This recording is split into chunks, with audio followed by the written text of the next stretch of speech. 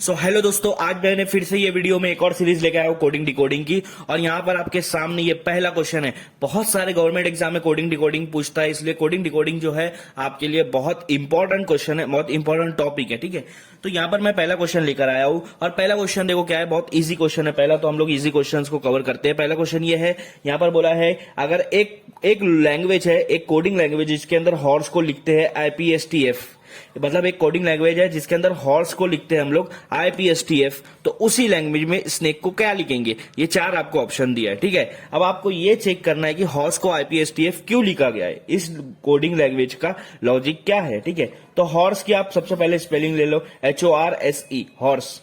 अब आप देखो कोडिंग लैंग्वेज में हॉर्स को क्या लिखा है, सबसे पहले आई लिखा है, आय।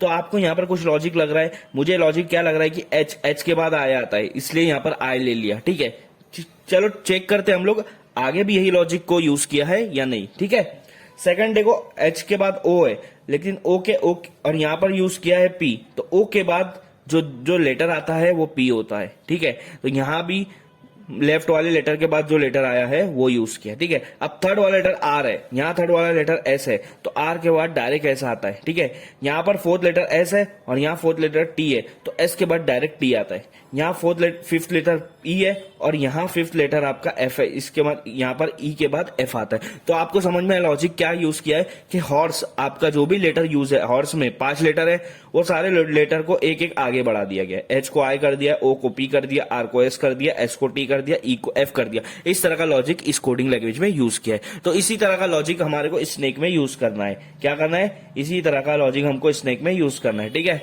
अभी धीरे धीरे यहाँ पर 4 ऑप्शन है, धीरे धीरे यहाँ पर ऑप्शन कम होते जाएंगे। देखो सबसे पहला एस है, तो इस लॉजिक के हिसाब से एक नंबर आगे चल जाना है। एस के आगे क्या है, टी है। ठीक है, तो हमारा जो भी आंसर आएगा उसका पहला लेटर आएगा टी। तो आपका ऑप्शन में जो टी है वो हमारे आंसर में आ सकता है, लेकिन जहां टी नहीं है पहला लेटर, उसको हटा दो। तो बी वाला आपका यही कट हो गया। अब आपके पास 3 ऑप्शन बचे, ऑप्शन कम हो गया ना। हाँ, दूसरा क्या, एन के बाद आएगा ओ। अब आप देखो कि आपके ऑप्शन में टी के बाद ओ कहां आ रहा है, ए में आ रहा है और डी में आ रहा है, तो सी में नहीं आ रहा, तो सी भी कट कर दो, बी और सी आपका कट हो गया। ठीक है, यहां पर 50-50 हो गया। ठीक है, हाँ, इसके बाद देखो थर्ड लेटर ए के बाद बी आ रहा है। अब आप देखो कौन से ऑप्शन में थर्ड लेटर बी है, तो दोनों ऑप्शन में बी है, तो दोनों ऑप्शन अभी जिंदा है। ठीक है, चौथा ऑप्शन क्या है, के बाद क्या आएगा, एल आएगा, के बाद क्या आएगा, एल आएगा। अब आप ये देखो कि चौथा लेटर किस ऑप्शन में एल है, तो ये दोनों में कहां पर चौथा लेटर एल है, ए पे एल है, इसका मतलब ए आपका आंसर आ गया, ये कट हो गया। तो इस तरह का आपको बहुत इजीली क्वेश्चन निकालना है। सबसे पहले आपको लॉजिक ढूंढना है। तो पहला क्वेश्चन हमारा बहुत इजी था, इस तरह के क्वेश्चन बहुत बार आते हैं, तो ये क्वेश्चन हमारा सॉल्व हो गया, इसका ऑप्शन आया ए। तो चलिए बढ़ते हैं क्वेश्चन नंबर 2 की तरफ।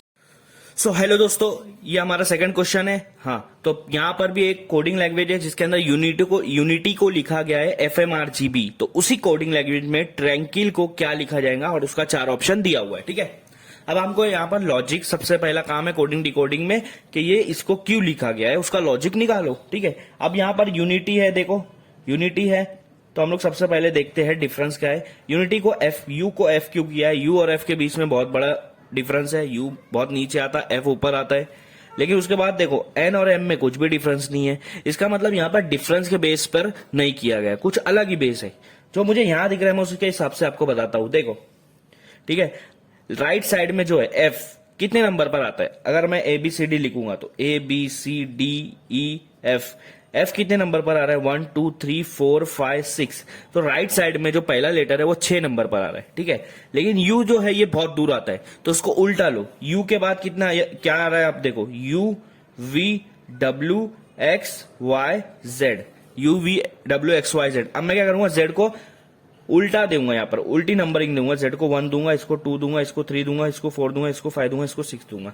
देखो राइट साइड में जो नंबर है ना, उसको आप ऊपर से नंबरिंग दो, और जो लेफ्ट साइड में नंबर है उसको आप नीचे से नंबरिंग दो। ठीक है, जैसे मैंने एफ को दिया ऊपर से 6 आ रहा, और यहाँ पर यू देखो नीचे से, जेड के बाद से 6 आ रहा, तो दोनों आपको क्या सेम नंबर दे रहे हैं, अगर आप ऊपर से और नीचे से ले रहे हो, तो यू और एफ दोनों 6 नंबर पे आ रहे हैं, एफ ऊपर से यू नीचे से। ठीक है, अब दूसरा देखो आप एम और एन देखो, एम जो है ये राइट साइड वाला, इसको ऊपर से गिनेंगे, ABCDEFGHIJKLM, आपका ये 3 6 9 12 13 नंबर पर एम आ रहा है। एम कितने नंबर पर आ रहा है, 13 नंबर पर आ रहा है। अब उल्टा हम लोग एन देखेंगे। ठीक है, अब आप एन लो, एन के बाद से जेड तक गिनो, वो 13 नंबर आ रहा है कि नहीं, वो चेक करो। NOP QRSTUVWXYZ,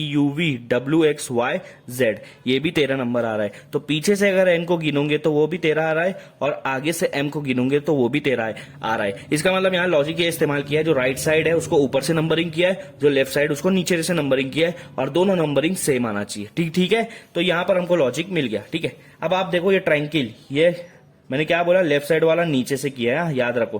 ट्रायंकिल, इसको कैसे लिखेंगे? टी नीचे से, टी के बाद कितने नंबर आ रहे? टी से गिनो, TUVWXYZ, मतलब टी कितने नंबर पर आएगा? पीछे से हम लोग अगर नंबरिंग दे 1 2 3 4 5 6 7, टी आ रहा 7वें नंबर पर। अब ऊपर से जो 7वें नंबर पे आएगा वो आपका पहला लेटर आएगा, ABCDEFG। तो पहला नंबर आपका 7वें नंबर पे जो पहला लेटर आएगा वो जी आएगा। ऊपर से 7वें नंबर को रिप्रेजेंट कर रहा है जी। तो पहला जी कौन सा आपके ग्रुप में, आपके ऑप्शन में, उसको देखो, जो जी नहीं है उसको कट कर दो। ये दोनों कट हो गया, आपके पास यहाँ पर 2 ऑप्शन बचे। ठीक है, अब दूसरा देखो, तो दूसरा भी मत देखो, आप ऐसा नंबर देखो जो सबसे कम है, ए। तो पीछे से अगर ए को गिनेंगे तो 26 नंबर पर आएगा, क्योंकि लेफ्ट साइड आपका पीछे से गिन रहे, ठीक है, नीचे से गिन रहे, तो ए 26 पे आएगा। मतलब ये साइड थर्ड लेटर आपका जेड आएगा। तो थर्ड लेटर जेड कहाँ आ रहा है? थर्ड लेटर जेड आपका ए पर आ रहा है, तो आपका आंसर ए आएगा। ठीक है, तो इसलिए ऐसा देखो कि जो जल्दी से सॉल्व हो, क्योंकि आपके पास टाइम नहीं होता है। ठीक है, हाँ, तो इस तरह से आप लोग यहाँ पर सॉल्व कर देंगे और इसका आंसर आएगा ए ऑप्शन। ठीक है, तो समझ में आया इसका लॉजिक? ठीक है, तो यहाँ पर 2 क्वेश्चन मैंने सॉल्व कर दिया है।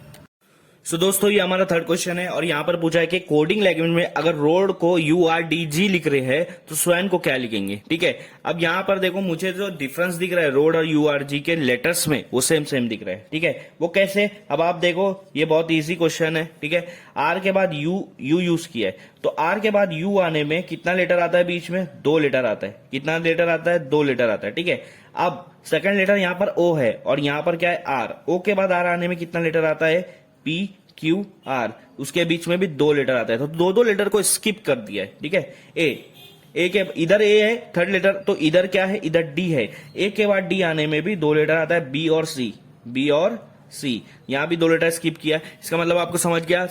हाँ, इधर वाले लेटर और इधर वाले लेटर के बीच में, ठीक है, सेम जो पोजीशन पे जो लेटर है उनके बीच में क्या है? यहाँ पर 2 स्किप किया है। ठीक है, वैसे डी और का देख लो, यहाँ पर डी है, डी के बाद यहाँ पर जी यूज किया है, तो डी के बाद 2 लेटर बीच में छूट जा रहे, EF, उसके बाद जी आ रहा है। इसके मतलब 2 लेटर यहाँ पर स्किप किया है। तो आपको लॉजिक समझ में आ गया। इसी का लॉजिक हम स्वैन में यूज करेंगे, SWAN। ठीक है, हाँ, यहाँ एलिमिनेशन मेथड लगाओ। इसके बाद आएगा TU, इसके बाद आएगा TU, बीच में छूट जाएगा तो लेटर आएगा V।